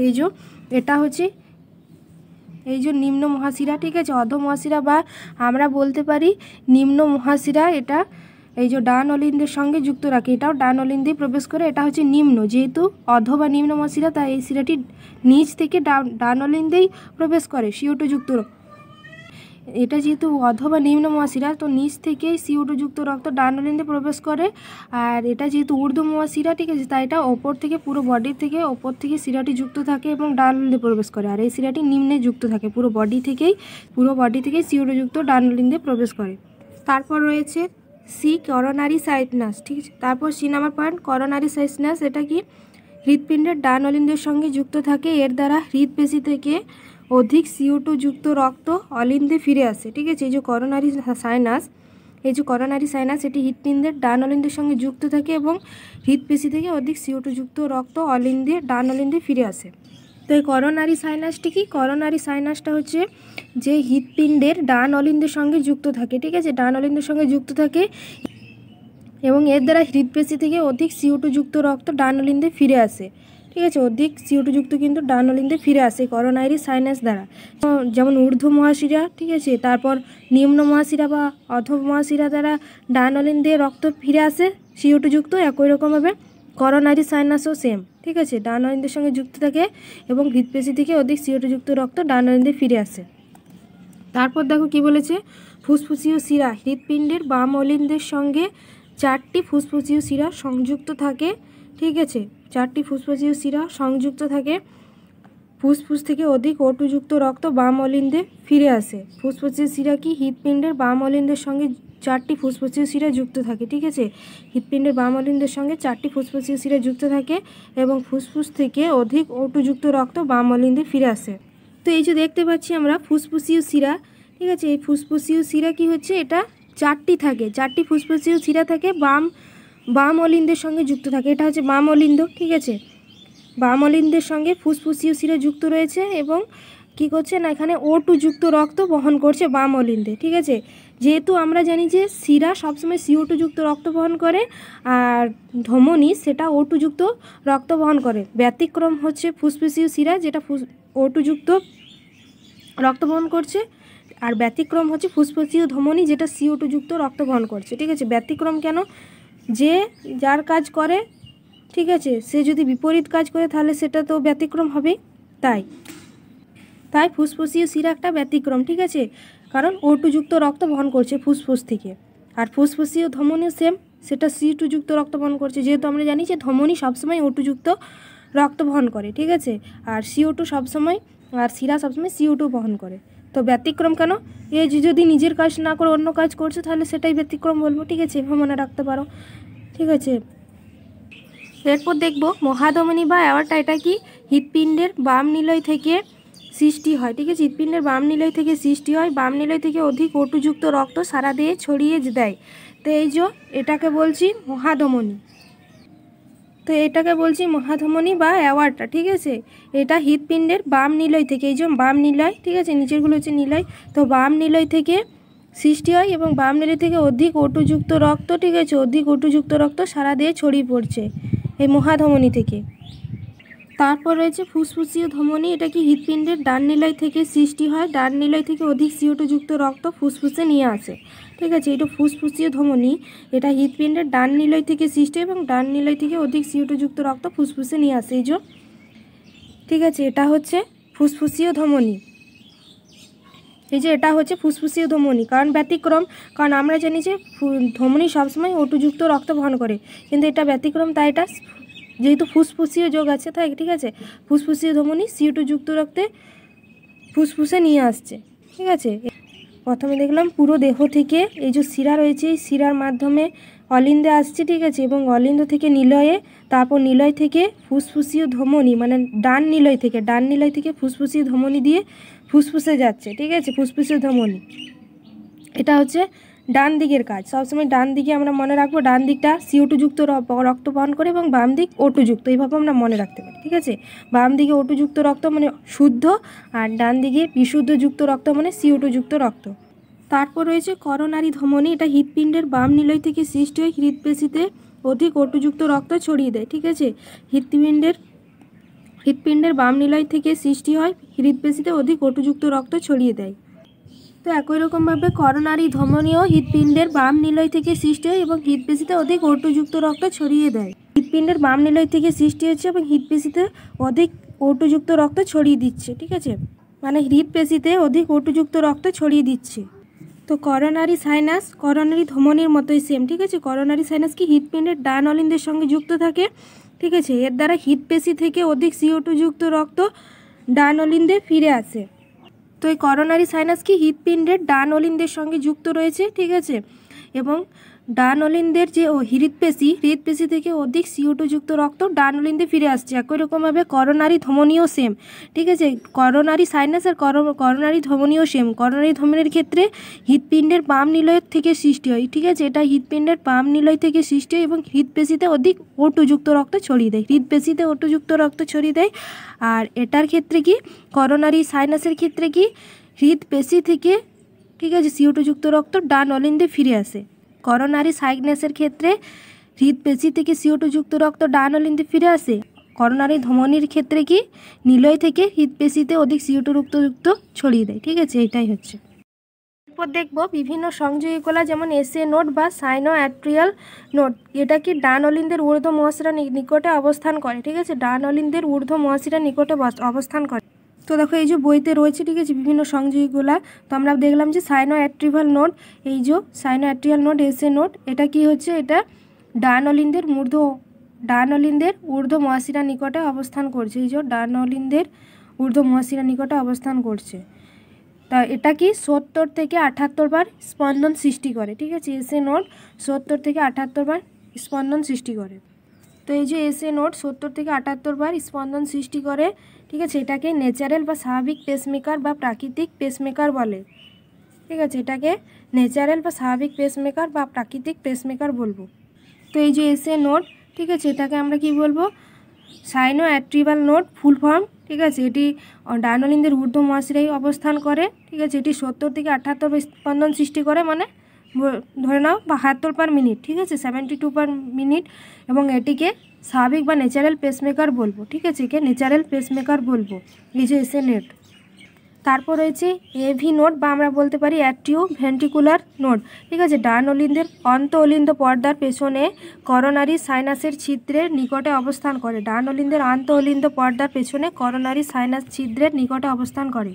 তো এই যে এটা হচ্ছে AV নোড, ঠিক আছে, অ্যাট্রিও ভেন্ট্রিকুলার নোড, ঠিক আছে। এটা কি, এটা ডান অলিন্দের অন্ত অলিন্দ পর্দার পেছনে করোনারি সাইনাস ছিদ্রের নিকটে অবস্থান করে, ঠিক আছে। করোনারি সাইনাস যে আমরা পড়লাম, ঠিক আছে, সেই করোনারি সাইনাস ছিদ্রের নিকটে একদম অবস্থান করে AV নোড। তারপর কি এটি 40 থেকে 60 বার স্পন্দন সৃষ্টি করে, ঠিক আছে। AV নোড 40 থেকে 60 বার স্পন্দন সৃষ্টি করে। SA নোড খারাপ হলে AV নোড কাজ করে, একে রিজার্ভ পেসমেকার বলবো। তো AC নোড খারাপ হলে কিন্তু AV নোড কাজ করে, তাই কি আমরা রিজার্ভ পেসমেকার বলবো। আর এটি 40 থেকে 60 বার স্পন্দন সৃষ্টি করে। তো এই যে AV নোড, একে আমরা রিজার্ভ পেসমেকার বলবো, ঠিক আছে। SA নোড কাজ না করলে AV নোড ছন্দ সৃষ্টি করবে, ঠিক আছে। SA নোড কাজ না করলে AV নোড ছন্দ সৃষ্টি করবে, একে আমরা রিজার্ভ পেসমেকার বলবো। তারপর কি দেখো, SA নোড থেকে পরবর্তী AV নোড পর্যন্ত অলিন্দ প্রাচীর দিয়ে বিস্তৃত, তাকে বলবো আন্তঃনোড তন্তু। তো এই যে আন্তঃনোড তন্তু, ঠিক আছে। আন্তঃনোড তন্তু কী করছে, SA নোড মানে সাইনো অ্যাট্রিয়াল নোড থেকে অ্যাট্রিও ভেন্ট্রিকুলার নোড মানে AV নোড পর্যন্ত কি করছে, যুক্ত রয়েছে, ঠিক আছে। SA নোড থেকে AV নোড পর্যন্ত যে তন্তু যুক্ত রয়েছে তাকে আমরা বলছি আন্তঃনোড তন্তু। তো দেখো হিজের বান্ডিল কি বলেছে, AV নোড নিলয়ের দিকে বিস্তৃত হয়ে দুটি ভাগে বিভক্ত হয়ে যায় এবং ডান নিলয় থেকে বাম নিলয় পর্যন্ত বিস্তৃত থাকে, ঠিক আছে। ডান নিলয় এবং বাম নিলয়ের মধ্যে। তো 40 বার হৃদস্পন্দন সৃষ্টি করে। তো এই যে হিজের বান্ডিল কি, এটি AV নোড থেকে সৃষ্টি হয়ে আন্তঃনিলয় প্রাচীর বরাবর ডান এবং বাম শাখা বিভক্ত হয়ে হৃৎপিণ্ডের নিজ অবধি বিন্যস্ত থাকে, ঠিক আছে। হিজের বান্ডিল স্পন্দন প্রবাহকে একমুখী নিলয়ে ছড়িয়ে দেয়। এই যে এটা হচ্ছে কি পারকিনজি, এই যে এটা হচ্ছে হিজের বান্ডিল, ঠিক আছে। ডান নিলয় থেকে এবং বাম নিলয়ের মধ্যে দুই ভাগে ভাগ করে দিচ্ছে, ঠিক আছে, মানে দুটি শাখা বিভক্ত করে দিচ্ছে এবং স্পন্দন প্রবাহকে একমুখীভাবে নিলয়ে ছড়িয়ে দেয়। এই যে স্পন্দন প্রবাহকে একে একমুখীভাবে নিলয়ে ছড়িয়ে দিচ্ছে। তারপর রয়েছে পারকিনজি তন্তুটি কি, এটি উভয় হিজের বান্ডিল থেকে সৃষ্টি হয়ে প্যাপিলারি পেশি পর্যন্ত বিস্তৃত থাকে। 30 থেকে 40 বার হৃদস্পন্দন সৃষ্টি করে। মানুষের হৃৎপিণ্ডে প্রতিনিয়ত সংকুচিত ও প্রসারিত হওয়ার মাধ্যমে সারা দেহে রক্তকে ছড়িয়ে দেয়, ঠিক আছে। তো এটা হচ্ছে পারকিনজি তন্তু, এটি উভয় হিজের বান্ডিল থেকে সৃষ্টি হয়ে প্যাপিলারি পেশি পর্যন্ত বিস্তৃত থাকে। 30 থেকে 40 বার হৃৎস্পন্দন সৃষ্টি করে। মানুষের হৃৎপিণ্ড প্রতিনিয়ত সংকুচিত প্রসারিত হওয়ার মাধ্যমে সারা দেহে রক্তকে ছড়িয়ে দেয়। তো এই যে পার্কেনজি তন্তু হিজের বান্ডিলের ডান ও বাম শাখা থেকে সৃষ্টি হয়, নিলয়ের পার্শ্বপ্রাচীরে ছোট ছোট শাখায় ছড়িয়ে যায়, ঠিক আছে। এবং পার্কেনজি তন্তু দ্রুত স্পন্দনের জন্য সমগ্র নিলয় একসাথে সংকুচিত হয়। তো এই যে পার্কেনজি তন্তু, ঠিক আছে, পার্কেনজি তন্তু কী করছে, ডান ও বাম শাখা থেকে সৃষ্টি নিলয়ের পার্শ্বপ্রাচীরে ছোট ছোট শাখায় ছড়িয়ে দিচ্ছে, ঠিক আছে। পার্কেনজি তন্তুর দ্রুত স্পন্দনের জন্য সমগ্র নিলয়, ঠিক আছে, সমগ্র নিলয় একসাথে সংকুচিত হয়। মানে এই যে সমগ্র নিলয়টা, দুটো নিলয় একসাথে সংকুচিত হয় এই হিজের বান্ডেলে যে ডান শাখা এবং বাম শাখা থেকে আর ছোট ছোট শাখায় বিভক্ত হয়ে যায়। তো এই যে পার্কেনজি তন্তু রয়েছে, এগুলো দ্রুত স্পন্দনের জন্য সমগ্র নিলয় একসাথে সংকুচিত হচ্ছে, ঠিক আছে। এটাই হচ্ছে সংযোগিকলার বর্ণনা, ঠিক আছে। এরপর যে কোপাটিকা রয়েছে, কোপাটিকাগুলো দেখবো, ঠিক আছে, 6টি কোপাটিকা। তো প্রথমে রয়েছে দ্বিপত্র কোপাটিকা বা মাইট্রাল ভালভ আমরা বলতে পারি বাইকাসপিড কোপাটিকা, ঠিক আছে। তো এটা কি অবস্থান বাম অন্ধ থেকে বাম নিলয় সংযোগস্থলে অবস্থিত। বাইকাসপিড বা দ্বিপত্র কোপাটিকা কি হচ্ছে, বাম নিলয় থেকে বাম অলিন্দ থেকে বাম নিলয় সংযোগস্থলকে আমরা বলবো বাইকাসপিড বা দ্বিপত্র কোপাটিকা। এই যে, ঠিক আছে, বাম অলিন্দ এবং বাম নিলয়ের সংযোগস্থলে কী অবস্থিত, দ্বিপত্র কোপাটিকা অবস্থিত। এই যে দ্বিপত্র কোপাটিকা, ঠিক আছে, দ্বিপত্র কোপাটিকা অবস্থিত। তারপর 2 নম্বর পয়েন্টে কি, ত্রিপত্র কোপাটিকা বা ট্রাইকাসপিড ভালভ, এটা কি ডান অলিন্দ ও ডান নিলয়ের সংযোগস্থলে অবস্থিত, ঠিক আছে। ত্রিপত্র কোপাটিকা বা ট্রাইকাসপিড কোপাটিকা ডান অলিন্দ এবং ডান নিলয়ের সংযোগস্থলে অবস্থিত। এই যে ডান অলিন্দ আর ডান নিলয়ের সংযোগস্থলে অবস্থিত হচ্ছে ত্রিপত্র কোপাটিকা। এই যে ত্রিপত্র কোপাটিকা, ঠিক আছে, ডান অলিন্দ আর ডান নিলয়, আর দ্বিপত্র কোপাটিকা কি বাম অলিন্দ আর বাম নিলয়। এরপর রয়েছে পালমোনারি কোপাটিকা, এটা কি ফুসফুসীয় ধমনী ও ডান নিলয়ের সংযোগস্থলে অবস্থিত 3টি খণ্ডকযুক্ত অর্ধচন্দ্রাকৃতি কোপাটিকা, ঠিক আছে। ফুসফুসীয় ধমনী ও ডান নিলয়ের সংযোগস্থলে অবস্থিত 3টি খণ্ডকযুক্ত অর্ধচন্দ্রাকৃতি কোপাটিকা। তো এই যে ফুসফুসীয় ধমনী, ঠিক আছে, ফুসফুসীয় ধমনী আর ডান নিলয়ের ফুসফুসীয় ধমনী, এই যে ফুসফুসীয় ধমনী আর এই যে ডান নিলয়, ঠিক আছে, এই যে ডান নিলয় আর এই ফুসফুসীয় ধমনীর সংযোগস্থলে অবস্থান করে 3টি খণ্ডকযুক্ত। এই যে এটা হচ্ছে অর্ধচন্দ্রাকৃতি কোপাটিকা, ঠিক আছে, ঠিক আছে। তো পালমোনারি কোপাটিকা কি ফুসফুসীয় ধমনী, ঠিক আছে, ফুসফুসীয় ধমনী এবং ডান নিলয়, এই যে ডান নিলয় আর ফুসফুসীয় ধমনীর সংযোগস্থলে 3টি খণ্ডকযুক্ত অর্ধচন্দ্রাকৃতি কোপাটিকা আছে পালমোনারি কোপাটিকা। কি বললাম, ফুসফুসীয় ধমনী, এই যে এটা ফুসফুসীয় ধমনী, ঠিক আছে, এবং ডান নিলয়, ফুসফুসীয় ধমনী এবং ডান নিলয় সংযোগস্থলে 3টি খণ্ডকযুক্ত, ঠিক আছে, এই যে 3টি খণ্ডকযুক্ত রয়েছে সেটা হচ্ছে পালমোনারি কোপাটিকা। এই পালমোনারি কোপাটিকাকে আমরা অর্ধচন্দ্রাকৃতি কোপাটিকাও বলবো, ঠিক আছে। পালমোনারি কোপাটিকাকে আমরা অর্ধচন্দ্রাকৃতি কোপাটিকাও বলবো। তারপর রয়েছে অ্যাবার্টিক কোপাটিকা, এটা কি বাম নিলয় এবং মহাধমনীর সংযোগস্থলে অবস্থিত 3 খণ্ডকযুক্ত অর্ধচন্দ্রাকৃতি কোপাটিকা, ঠিক আছে। এটা অ্যাবার্টিক কোপাটিকা কি, অ্যাবার্টিক কোপাটিকা এটার মতোই, ঠিক আছে, পালমোনারি কোপাটিকার মতোই। পালমোনারি হচ্ছে ফুসফুসীয় ধমনী আর ডান নিলয়, আর এটা হচ্ছে বাম নিলয় এবং মহাধমনী, ঠিক আছে, সেম, শুধুমাত্র এটা বাম দিকের সঙ্গে ধমনীর আর এটা ফুসফুসীয় ধমনীর সঙ্গে ডান নিলয়। তো এই যে মহাধমনী কোপাটিকা, ঠিক আছে, কি বললাম যে বাম নিলয়, এই যে বাম নিলয় এবং মহাধমনী, ঠিক আছে, এই যে বাম নিলয় এবং মহাধমনীর সংযোগস্থলে কি হচ্ছে 3 খণ্ডকযুক্ত অর্ধচন্দ্রাকৃতি অবস্থান করছে, ঠিক আছে। বাম নিলয় এবং মহাধমনীর সংযোগস্থলে 3 খণ্ডকযুক্ত যে কোপাটিকা রয়েছে সেটা হচ্ছে অ্যাবার্টিক বা আমরা বলতে পারি মহাধমনী কোপাটিকা, ঠিক আছে। আর ফুসফুসীয় ধমনী কোপাটিকা কি ডান নিলয় এবং ফুসফুসীয় ধমনীর সংযোগস্থলে, আর মহাধমনী কোপাটিকা বা অ্যাবার্টিক কোপাটিকা কি বাম নিলয় এবং মহাধমনীর সংযোগস্থলে। তারপর রয়েছে থিবেসিয়ান কোপাটিকা, কি হচ্ছে করোনারি সাইনাস ও ডান অলিন্দের সংযোগস্থলে অবস্থান। থিবেসিয়ান কোপাটিকা হচ্ছে করোনারি সাইনাস ও ডান অলিন্দের সংযোগস্থলে অবস্থান করে, ঠিক আছে। থিবেসিয়ান কোপাটিকা কি করোনারি সাইনাস এবং ডান অলিন্দ, করোনারি সাইনাস এবং ডান অলিন্দের সংযোগস্থলে অবস্থান করে থিবেসিয়ান কোপাটিকা, ঠিক আছে। করোনারি সাইনাস এবং ডান অলিন্দের সংযোগস্থলে থিবেসিয়ান কোপাটিকা কী করছে, অবস্থান করছে। এরপর 6 নম্বর পয়েন্টে রয়েছে ইউস্টেচিয়ান কোপাটিকা। ইউস্টেচিয়ান কোপাটিকা কি অর্ধ বা নিম্ন মহাশিরা ও ডান নলিন্দের সংযোগস্থলে অবস্থান করছে ইউস্টিচিয়ান কপাটিকা। ঠিক আছে, এটা আবার কি, এটা হচ্ছে নিম্ন মহাশিরার সঙ্গে ডান অলিন্দ, আর থিবেসিয়ান কপাটিকা হচ্ছে করোনারি সাইনাসের সঙ্গে ডান অলিন্দ। ঠিক আছে, তাহলে এটা কি নিম্ন মহাশিরার সঙ্গে ডান অলিন্দের সংযোগস্থল। এই যে ঠিক আছে, নিম্ন মহাশিরার সঙ্গে ডান অলিন্দর, এই যে নিম্ন মহাশিরার সঙ্গে ডান অলিন্দের সংযোগস্থলকে আমরা কি বলবো, ইউস্টেচিয়ান কপাটিকা। ঠিক আছে, ইউস্টেচিয়ান কপাটিকা। তো দ্বিপত্র কপাটিকা কি, দ্বিপত্র কপাটিকা আমরা জানি বাম অলিন্দ থেকে বাম নীলে অবস্থান করে। এটির কাজ হচ্ছে বাম অলিন্দ থেকে অক্সিজেনযুক্ত রক্ত বাম নীলে প্রবেশ করতে সাহায্য করে, দ্বিপত্র কপাটিকা। এই যে দ্বিপত্র কপাটিকা, ঠিক আছে, বাম অলিন্দ থেকে বাম নীলয়ে যে রক্ত প্রবেশ করছে ওটুযুক্ত রক্ত, সেটা সাহায্য করছে। দ্বিপত্র কপাটিকা বা ট্রাইপাসপিড কপাটিকা কি, ডান অলিন্দ থেকে ডান নীলে অবস্থান, এটাও সেম কি, এটা CO2 যুক্ত, ডান অলিন্দ থেকে CO2 যুক্ত রক্ত ডান নীলে প্রবেশ করতে সাহায্য করছে। ত্রিপত্র কপাটিকা কি, ডান অলিন্দ থেকে ডান নীলয়ে ডান অলিন্দ থেকে ডান নীলয়ে CO2 যুক্ত রক্ত প্রবেশ করতে সাহায্য করছে। তারপর পালমোনারি কপাটিকা কি, ফুসফুসীয় ধমনী ডান নীলের সংযোগস্থলে 3 খণ্ডযুক্ত চন্দ্রাকৃতি কপাটিকা অবস্থান। ঠিক আছে, পালমোনারি কপাটিকা কি, এই যে ফুসফুসীয় ধমনী, ঠিক আছে, ফুসফুসীয় ধমনী আর ডান নীলের সংযোগস্থলে অবস্থান করছে। আমরা জানি ডান নীলের অধিক CO2 যুক্ত রক্তকে ফুসফুসে ধমনীতে যেতে দেয়। ঠিক আছে, ডান নীলের অধিক CO2 যুক্ত রক্তকে ফুসফুসীয় ধমনীতে যেতে দেয় এবং বিপরীতমুখী সংবহনে বাধা দেয়। তো পালমোনারি কপাটিকার কাজ কি বললাম, ডান নীলয় থেকে, এই যে ডান নীলয় থেকে অধিক CO2 যুক্ত রক্তকে ফুসফুসীয় ধমনীতে যেতে বাধা দেয়। ঠিক আছে, তাহলে ডান নীলয়ের অধিক CO2 যুক্ত রক্তকে ফুসফুসীয় ধমনীতে যেতে বাধা দেয়। এই যে ফুসফুসীয় ধমনীকে যেতে বাধা দেয়। তারপর হচ্ছে অ্যাওয়ার্টিক কপাটিকা, এটা বাম নীলয় এবং মহাধমনীর সংযোগস্থলে অবস্থান করে। ঠিক আছে, একই রকমভাবে সেম, এটা বাম নীলয় থেকে অধিক O2 যুক্ত রক্তকে মহাধমনীতে যেতে দেয়। ঠিক আছে, এবং বিপরীতমুখী সংবহনে বাধা দান করে। এই যে বাম নীলয় থেকে অধিক O2 যুক্ত রক্তকে মহাধমনীতে যেতে দেয়। ঠিক আছে, এই যে মহাধমনীকে যেতে দিচ্ছে, তারপর বিপরীতমুখী সংবহনে বাধা দিচ্ছে।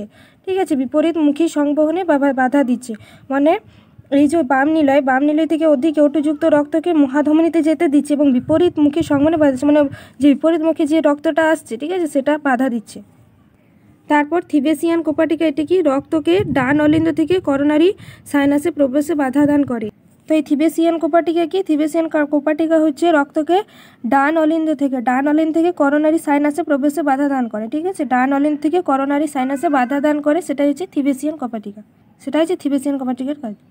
এরপর হচ্ছে ইউস্টেচিয়ান কোপাটিকা, এটা নিম্ন মহাশিরা ও ডান অলিন্দের সংযোগে অবস্থান করে, আমরা জানি। তো এটা কি বলেছে, ডান অলিন্দ থেকে নিম্ন মহাশিরা রক্ত প্রবেশে বাধা দেয়। ঠিক আছে, তো ইউস্টেচিয়ান কোপাটিকা হচ্ছে ডান অলিন্দ থেকে, এই যে ডান অলিন্দ থেকে নিম্ন মহাশিরা রক্ত প্রবেশে বাধা দান করছে। এই যে ডান অলিন্দ থেকে নিম্ন মহাশিরা, এই যে নিম্ন মহাশিরা, ঠিক আছে, নিম্ন মহাশিরা রক্ত প্রবেশে বাধা দেয় এই ইউস্টেচিয়ান কোপাটিকা। তো এই ছিল 6টি কপাটিকা, তাদের অবস্থান এবং তাদের কাজ। ঠিক আছে, দেখব হৃৎপিণ্ডের মধ্য দিয়ে রক্ত সংবহন। ঠিক আছে, মানব হৃৎপিণ্ডের রক্ত সংবহন পথ দেখব। ঠিক আছে, তো চলো দেখে নিই, চলো খাতায় আলোচনা করব যাতে বুঝতে সুবিধা হয়। তো এই যে মানুষের হৃৎপিণ্ডের মধ্য দিয়ে রক্ত সংবহন, ঠিক আছে, তো কি বলেছে, 2টি চক্রের মাধ্যমে সম্পন্ন হয়, তাই এটা দ্বিসংবহন। মানুষের হৃৎপিণ্ডের সংবহন কিন্তু দ্বিসংবহন, 2টি চক্রের মাধ্যমে হয়। তো চলো দেখে নিই, একটা হচ্ছে সিস্টেমিক সংবহন। ঠিক আছে, এটা হার্ট মানে হৃৎপিণ্ড, বডি মানে দেহ, ঠিক আছে, তারপর আবার হার্ট মানে হার্ট থেকে দেহ থেকে হার্টে আসে, এটা হচ্ছে সিস্টেমিক সংবহন। আরও 2 নম্বরটা হচ্ছে, সেটা হচ্ছে পালমোনারি বা ফুসফুসীয় সংবহন, যেটা হার্ট থেকে মানে হৃৎপিণ্ড থেকে লাংস মানে ফুসফুস, ঠিক আছে, আবার হার্ট হৃৎপিণ্ডে, মানে এটা পালমোনারি বা ফুসফুসীয় সংবহন, তাই হৃৎপিণ্ড ফুসফুস হৃৎপিণ্ড, আর এটা সিস্টেমিক সংবহন, তাই হৃৎপিণ্ড দেহ হৃৎপিণ্ড। তো দেখো বইতে এখানে দেওয়া আছে, ঠিক আছে, মানব যে দ্বিসংবহন, ঠিক আছে, একটা হচ্ছে সিস্টেমিক সংবহন, এই যে এটা হচ্ছে হৃৎপিণ্ড থেকে বডি মানে দেহ আবার হৃৎপিণ্ডে আসে, আর এটা হচ্ছে ফুসফুসীয় সংবহন বা আমরা বলতে পারি পালমোনারি সংবহন। এটা হচ্ছে কি হচ্ছে, এটা হচ্ছে হার্ট থেকে ফুসফুস এবং ফুসফুস থেকে হার্ট, তাই এটাকে আমরা বলছি দ্বিসংবহন। ঠিক আছে, তো চলো খাতা একটু দেখে নিই, ভালোভাবে আমরা বুঝতে যাতে সুবিধা হয় দ্বিসংবহনের যে পদ্ধতি হচ্ছে কিভাবে। তো এই যে মানবদেহে কীভাবে দ্বিসংবহনের মাধ্যমে রক্ত সংবহিত হচ্ছে সেটা আমরা চলো দেখে নিই খাতায়। তো এই যে দ্বিসংবহন, ঠিক আছে, দ্বিসংবহন কি, একটা হচ্ছে ফুসফুস থেকে হার্ট থেকে ফুসফুস, একটা হচ্ছে বডি দেহ থেকে হৃৎপিণ্ড থেকে দেহ। ঠিক আছে, তো চলো দেখে নিই কীভাবে আমাদের দ্বিসংবহন হয়। ঠিক আছে, তো যেটা রেড পেনে করেছি সেটা অক্সিজেনযুক্ত রক্ত, আর যেটা নীল পেনে করেছি সেটা হচ্ছে কার্বন ডাইঅক্সাইডযুক্ত রক্ত। তো এখানে দেখো ডান অলিন্দ বাম অলিন্দ, ডান নিলয় বাম নিলয়, ঠিক আছে। এখানে ফুসফুস আর এখানে বডি। তো দেখো এই যে ফুসফুস থেকে প্রথমে অক্সিজেনযুক্ত রক্ত এলো, ঠিক আছে, ফুসফুসি শিরা দিয়ে, তারপর ফুসফুসীয় শিরা দিয়ে বাম অলিন্দে গেল, ঠিক আছে, তারপর বাম অলিন্দ থেকে বাম নিলয় এলো, বাম নিলয় থেকে আবার এই যে মহাধমনী থেকে, ঠিক আছে, বাম নিলয় থেকে মহাধমনী দিয়ে আছে, সেই মহাধমনী দিয়ে পুরো শরীরে ওই অক্সিজেনযুক্ত রক্ত আমাদের পুরো শরীরে ছড়িয়ে দিচ্ছে, ঠিক আছে। তাহলে বাম নিলয় থেকে মহাধমনী দিয়ে অক্সিজেনযুক্ত রক্ত পুরো বডির মধ্যে ছড়িয়ে দিচ্ছে, আবার পুরো বডির থেকে, ঠিক আছে, আবার পুরো বডি থেকে কী হচ্ছে, এই যে আস্তে আস্তে যে মহাশিরা, ঠিক আছে, মহাশিরাতে CO2 যুক্ত, মানে এই যে বডিতে গেল, মহাধমনী থেকে যে বডিতে গেল, বডিতে CO2 যুক্ত রক্ত তৈরি হলো, ঠিক আছে, বিভিন্ন যে খাদ্য পুষ্টি মাধ্যমে এর থেকে তারপর শ্বসন প্রক্রিয়ায় যে তাপ উৎপন্ন হচ্ছে, ঠিক আছে, তো সেখানে CO2 যুক্ত রক্ত তৈরি হলো পুরো বডিতে, ঠিক আছে, গ্লুকোজ ভেঙে, তারপর সেই CO2 যুক্ত রক্ত কী হচ্ছে, ডান অলিন্দে প্রবেশ করছে, ঠিক আছে, সেই CO2 যুক্ত মহাশিরা দিয়ে ডান অলিন্দে প্রবেশ করছে, তারপর সেই ডান অলিন্দ থেকে আবার ডান নিলয়ে প্রবেশ করলো, ঠিক আছে, সেই CO2 যুক্ত রক্ত। তাহলে আমরা এই সিস্টেমটাকে কি বলবো, সিস্টেমিক সংবহন, ঠিক আছে।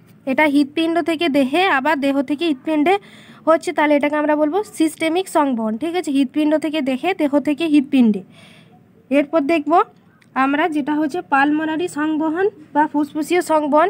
এরপর দেখব আমরা যেটা বলছি পালমোনারি সংবহন বা ফুসফুসীয় সংবহন। এবার আমরা ফুসফুসীয় সংবহন দেবো, সেটা কি হলো, ডান নিলয় পর্যন্ত তো গেল CO2 যুক্ত রক্ত, ঠিক আছে, এই যে O2 যুক্ত রক্ত ফুসফুস থেকে এসে বাম অলিন্দ থেকে বাম নিলয় থেকে বডি, ঠিক আছে, বডি থেকে আবার হৃৎপিণ্ডে এলো, মানে বডি থেকে আবার বডিতে CO2 যুক্ত রক্ত তৈরি হলো, তারপর CO2 যুক্ত রক্ত মহাশিরা দিকে ডান অলিন্দ থেকে ডান নিলয় গেল।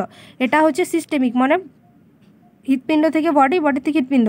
এরপর আমরা দেখব পালমোনারি সংবহন বা ফুসফুসীয়, সেটা কি, এই যে ডান নিলয়ে যে এলো, ঠিক আছে, এখানে CO2 যুক্ত ফুসফুসীয় ধমনী দিয়ে আবার ফুসফুসে গেল, ঠিক আছে, CO2 যুক্ত রক্ত ফুসফুসীয় ধমনী দিকে ফুসফুসে গেল, আবার ফুসফুস থেকে কি হচ্ছে, ফুসফুসে আবার O2 যুক্ত রক্ত তৈরি হলো, যেমন এখানে বডিতে CO2 যুক্ত রক্ত তৈরি হলো, একই রকমের ফুসফুসে O2 যুক্ত রক্ত তৈরি হয়েছে, এবং সেই O2 যুক্ত রক্ত আবার ফুসফুসীয় শিরা দিয়ে এসে বাম অলিন্দে প্রবেশ করছে, ঠিক আছে, আবার বাম অলিন্দ থেকে বাম নিলয়।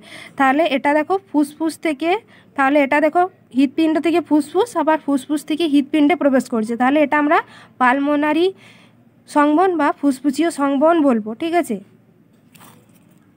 তো এটাই হচ্ছে মানবদের দ্বিসংবহন, ঠিক আছে। এভাবে কিন্তু আমাদের যে দৈনন্দিন জীবনে, ঠিক আছে, যে আমাদের রক্ত বহন, ঠিক আছে, রক্ত সংবহন, যে আমাদের রক্ত থেকে হৃৎপিণ্ডে যেটা বলছি সংবহনতন্ত্র, সেই সংবহনতন্ত্রের মধ্যে আমাদের ব্লাড সার্কুলেশন হচ্ছে দৈনন্দিন, ঠিক আছে। ওই যে ফুসফুস থেকে হৃৎপিণ্ডে থেকে দেহে, ঠিক আছে, আবার দেহ থেকে কি হচ্ছে, হৃৎপিণ্ডে প্রবেশ করছে, আবার হৃৎপিণ্ড থেকে ফুসফুস, ঠিক আছে, এইভাবে কিন্তু আমাদের চক্র আকারে রক্ত সংবহন হচ্ছে।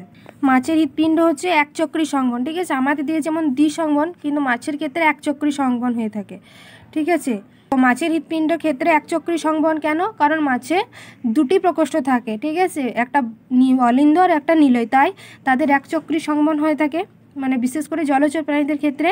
আর 4 প্রকোষ্ঠযুক্ত হৃৎপিণ্ডের ক্ষেত্রে কিন্তু দ্বিসংবহন হয়ে থাকে, দ্বিচক্রী সংবহন, যেহেতু 4টি প্রকোষ্ঠ রয়েছে, ঠিক আছে, তাই।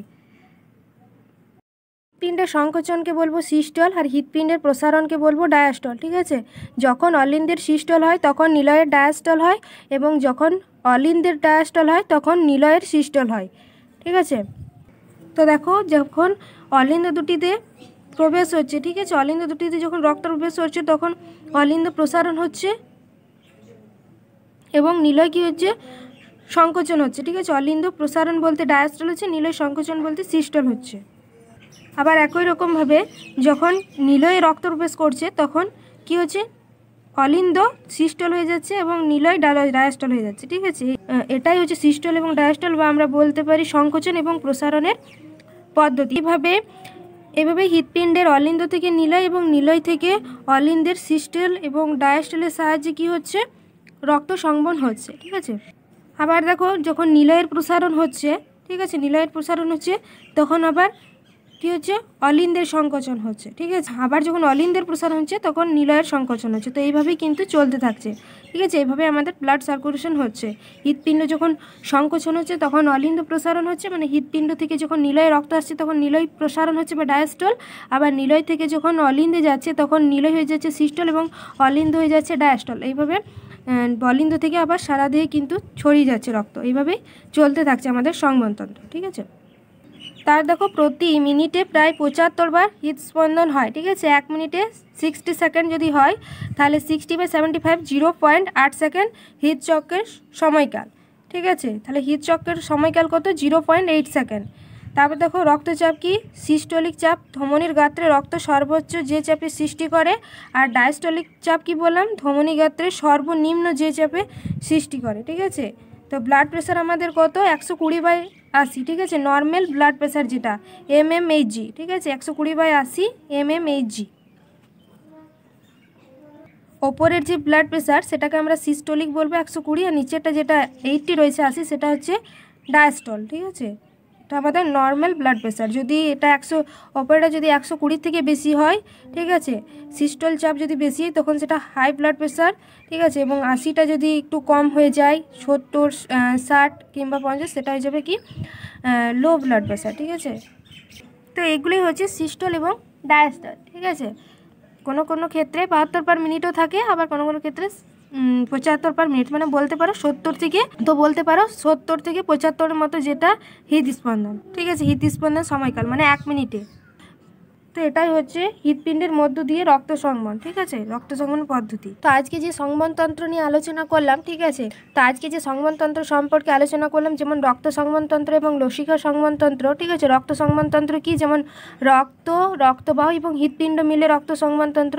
আর আরও একটা আছে যেটা হচ্ছে লসিকা, ঠিক আছে। লসিকার সংবহনতন্ত্র কি, যেমন ঘাম, ঠিক আছে। তারপর যে মানবদের সেরিব্রোস্পাইনাল ফ্লুইড, ঠিক আছে, বিভিন্ন সেরাম, তারপর স্বরাজ তরল মূত্র, এগুলো মিলে হচ্ছে লসিকা সংবহনতন্ত্র, ঠিক আছে। তো এই যে পুরো সংবহনতন্ত্র আমরা আলোচনা করলাম, ঠিক আছে, সেই সংবহনতন্ত্র থেকে চলো কিছু MCQ আমরা করে নিই।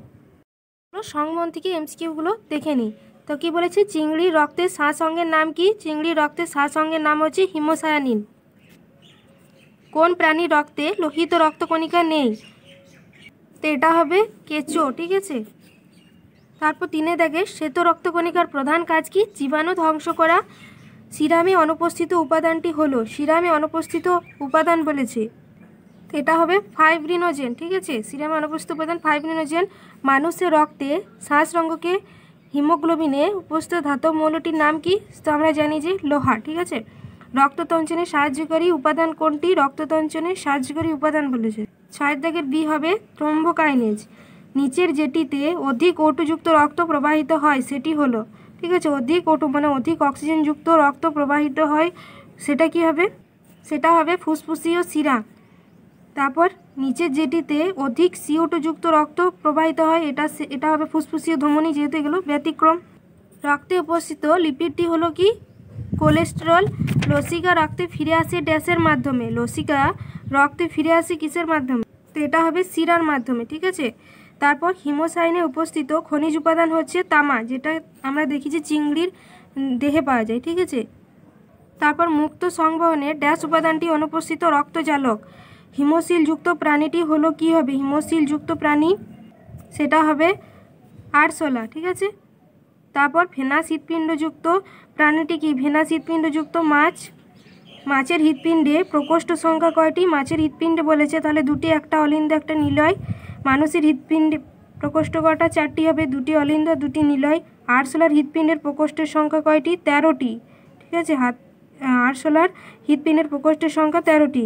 মানুষের হৃৎপিণ্ডের ড্যাশ ফুসফুসীয় শিরা থেকে অক্সিজেনযুক্ত রক্ত প্রবেশ করে, মানুষের হৃৎপিণ্ডের বলেছে, তো এটা হবে বাম অলিন্দে। তারপর বলেছে অ্যান্টিবডি উৎপাদনকারী রক্তকণিকা কি, লিম্ফোসাইট, যেটা জানি বি লিম্ফোসাইট আর টি লিম্ফোসাইট। মানুষের বাম অলিন্দ বাম নিলয় সংযোগস্থলে অবস্থিত কোপাটিকাটি হলো কি, বাম অলিন্দ এবং বাম নিলয় বলেছে, ঠিক আছে। বাম অলিন্দ আর বাম নিলয় হবে দ্বিপত্র কোপাটিকা। ডান অলিন্দ ডান নিলয় হয়ে যাবে ত্রিপত্রক কোপাটিকা, ঠিক আছে। তারপর ডান নিলয় থেকে ফুসফুসে CO2 যুক্ত রক্ত সংবহনকারী রক্তকণিকাটি হলো হয়ে যাবে ফুসফুসীয় ধমনী, ঠিক আছে। যে রক্তশ্রেণীর সর্বজনীন দাতা তাকে কি বলবো? ও রক্তশ্রেণী, ও সবাইকে দিতে পারে, ঠিক আছে। যে রক্তশ্রেণীর সর্বজনীন গ্রহীতা সেটা হয়ে যাবে AB রক্তশ্রেণী, সবার কাছ থেকে নিতে পারে। রক্তে RBC এর পরিমাণ বেড়ে যাওয়াকে কি বলবো? RBC এর পরিমাণকে বেড়ে যাওয়াকে বলবো পলিসাইথিমা, ঠিক আছে, পলিসাইথিমিয়া, ঠিক আছে। রক্তে অনুচক্রিয়ার পরিমাণ কমে গেলে যে রোগ হয় সেটি হচ্ছে পারপিউরা, ঠিক আছে, অনুচক্রিয়ার পরিমাণ কমে গেলে বলেছি। তারপর মানব হৃৎপিণ্ডের ড্যাশ সমগ্র দেহ থেকে অধিক অক্সিজেনযুক্ত গৃহীত হয়। হৃৎপিণ্ডের ড্যাশ সমগ্র দেহ থেকে বলেছে, সমগ্র দেহ থেকে CO2 যুক্ত রক্ত গৃহীত হয় কোথায়? এটা হবে ডান অলিন্দে, ঠিক আছে, ডান অলিন্দে 26 থেকে সি হবে, 26 থেকে সি, ডান অলিন্দে CO2 যুক্ত রক্ত সে মহাশিরা, তারপর নিম্ন মহাশিরা দিয়ে অলিন্দে আসে, ডান অলিন্দে। মানব হৃৎপিণ্ডের ড্যাশ থেকে বিশুদ্ধ রক্ত সারা দেহে পৌঁছায়, এটা তো আমরা জানি যে বাম নিলয় থেকে, ঠিক আছে। বাম নিলয় কোন দিকে গেল? এই যে ডি, ঠিক আছে, 27 থেকে ডি, 27 থেকে ডি হবে বাম নিলয় থেকে, যেটা মহাধমনী দিয়ে যাচ্ছে পুরো শরীরে। মানব দেহে রক্ততঞ্চনের জন্য দায়ী যে রক্তকণিকা, রাইট অ্যান্সার অনুচক্রিকা হবে। ফুল করে এরিথ্রোসাইটে দাগ দিয়েছে। একজন প্রাপ্তবয়স্ক সুস্থ মানুষের প্রতি ঘন মিলিমিটার রক্তে RBC এর গড় পরিমাণ কত? একজন সুস্থ মানুষের 29 দাগের কী হবে? 29 বি হবে 50 লক্ষ, ঠিক আছে, 40 থেকে 50 লক্ষ হয়ে থাকে। তো এখানে যেহেতু পুরুষের ক্ষেত্রে বলেছে তাই 50 লক্ষ। একজন প্রাপ্তবয়স্ক সুস্থ স্ত্রীলোকের RBCর পরিমাণ 40 লক্ষ, ঠিক আছে, 40 থেকে 45 লক্ষ। তারপর টিউনিকা মিডিয়া স্তরটি পুরু হয় কোন রক্তবাহে? 31 দাগের কী হবে? এ, ঠিক আছে, 30 ধমনী। মানুষের রক্তে রক্তরস থাকে 55%, মানুষের রক্তে রক্তকণিকা থেকে 45%, রক্তরসের মধ্যে জল থাকে কত পার্সেন্ট? 34 দাগের অপশন ডি হবে, ঠিক আছে, অপশন ডি 90%। হৃৎপিণ্ডের গতি বৃদ্ধি পেলে কি বলবো? 35 দাগের এ, রক্তচাপ বাড়ে। রক্ততঞ্চনের পর জমাট বাঁধা রক্তের ওপর যে হালকা হলুদ বর্ণের তরল পড়ে থাকে তাকে কি বলবো? 36 দাগের বি, সিরাম, ঠিক আছে, তাকে সিরাম বলবো। তারপর 37 সাধারণ অবস্থায় রক্তরসের pH কত? 37 দাগের ডি, ঠিক আছে। লোহিত রক্তকণিকার গড় আয়ু কত হবে? 38 দাগের হবে বি, ঠিক আছে, 120 দিন। তারপর 39 WBC থেকে নিঃসৃত অ্যালার্জি প্রতিরোধে অংশগ্রহণকারী জৈব যৌগটি কি? অ্যালার্জি প্রতিরোধে বলেছে, তাহলে কি বলবো? হিস্টামিন, ঠিক আছে, হিস্টামিন অ্যালার্জি প্রতিরোধে সাহায্য করে। হিস্টামিন ক্ষরণ করে অ্যালার্জি প্রতিরোধ হয়, মানে যেটা শ্বেত রক্তকণিকার মধ্যে রয়েছে, ঠিক আছে। তারপর লসিকা হলো ড্যাশ প্রকৃতির, লসিকা কী হবে? 40 দাগের লসিকা হবে ঈষৎ ক্ষারীয়। লসিকাতে জল থাকে কত পার্সেন্ট? 41 দাগের 94%, ঠিক আছে। মানুষের রক্তে AB ও শ্রেণী বিন্যাস কে করেন? কার্ল ল্যান্ডস্টাইন, এটা কিন্তু ইম্পর্টেন্ট, ঠিক আছে। তারপর যে শ্রেণীর রক্তে কোনো প্রকার অ্যান্টিজেন থাকে না, শুধুমাত্র অ্যান্টিবডি থাকে ও। যে শ্রেণীর রক্তে কোনো প্রকার অ্যান্টিবডি থাকে না সেটা হবে AB, মানে এটাতে শুধুমাত্র অ্যান্টিজেন থাকে। মানুষের রক্তচাপ যে যন্ত্রের সাহায্যে মাপা হয় সেটি হবে কি হবে? না 45 দাগের বি হবে, ঠিক আছে, স্ফিগমো ম্যানোমিটার। তারপর নিউক্লিয়াসযুক্ত যে রক্তকণিকা মেরুদণ্ডীর প্রাণীর রক্ততঞ্চন অংশ নেয় তার নাম কি? তো এটা 46 দাগের সি হবে, ঠিক আছে। তো থ্রম্বোসাইট মানেই হচ্ছে অনুচক্রিকা। নিউক্লিয়াসবিহীন যে রক্তকণিকা মানবদেহের রক্ততঞ্চনে অংশ নেয় তার নাম কি? তো এটাও সেম, থ্রম্বোসাইট মানেই হচ্ছে অনুচক্রিকা, ঠিক আছে, অনুচক্রিকা নিউক্লিয়াসবিহীন, ঠিক আছে। আর আরও একটা আছে যেটা নিউক্লিয়াসবিহীন, সেটা হচ্ছে RBC, সেটা তো রক্ততঞ্চনে সাহায্য করে না, সেটা অক্সিজেন এবং কার্বন ডাইঅক্সাইড পরিবহন করে, ঠিক আছে। হিমোগ্লোবিন যেটা RBC থাকে সেটাও নিউক্লিয়াসবিহীন। আর আরও একটা যেটা নিউক্লিয়াসবিহীন রয়েছে সেটা অনুচক্রিকা, সেটা রক্ততঞ্চনে সাহায্য করে। আর নিউক্লিয়াসযুক্ত কি? সেটা হচ্ছে শ্বেত রক্তকণিকা, ঠিক আছে। 3 প্রকার রক্তকণিকা। তারপর দেখো হৃৎপিণ্ডের স্বাভাবিক পেসমেকারকে কি বলবো? স্বাভাবিক পেসমেকারকে SA নোড। আর যেটা সংরক্ষিত পেসমেকার, ঠিক আছে, 49 দাগের সংরক্ষিত পেসমেকারকে বলবো AV নোড, যেটা আমরা বলছি রিজার্ভ পেসমেকার, ঠিক আছে। আর SA নোড হচ্ছে ন্যাচারাল পেসমেকার। তারপর দেখো যকৃতে প্রোথ্রম্বিন তৈরিতে সাহায্যকারী ভিটামিন কি? 50 দাগের সি হবে, ঠিক আছে, ভিটামিন কে।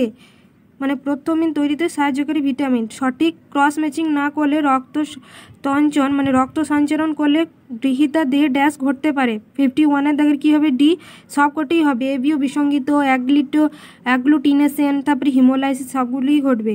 রক্তদান সম্পর্কে সঠিক ধারণা কোনটি? রক্তদান সম্পর্কে সঠিক ধারণা কি? রক্তদান হলো জীবনদান, ঠিক আছে। এটা কিন্তু বাস্তব জিনিস যে রক্তদান কেউ যদি একজন মৃত্যু পর্যন্ত যে গেছে, ঠিক আছে, শরীরে ব্লাড নেই, তাকে যদি রক্তদান করা হয় সেই ব্যক্তি আবার একটা জীবন ফিরে পাবে। তো সেটাই বলেছে রক্তদান হলো জীবনদান, ঠিক আছে। তো এই ছিল এমসিকিউ, অবশ্যই দেখবে। আর সংবন অবশ্যই কিন্তু টেক্সট বই পড়বে, তারপরে এমসিকিউ সলভ করবে, ঠিক আছে। তো চলো পরের ভিডিওতেই রেচন সম্পর্কে আলোচনা করব।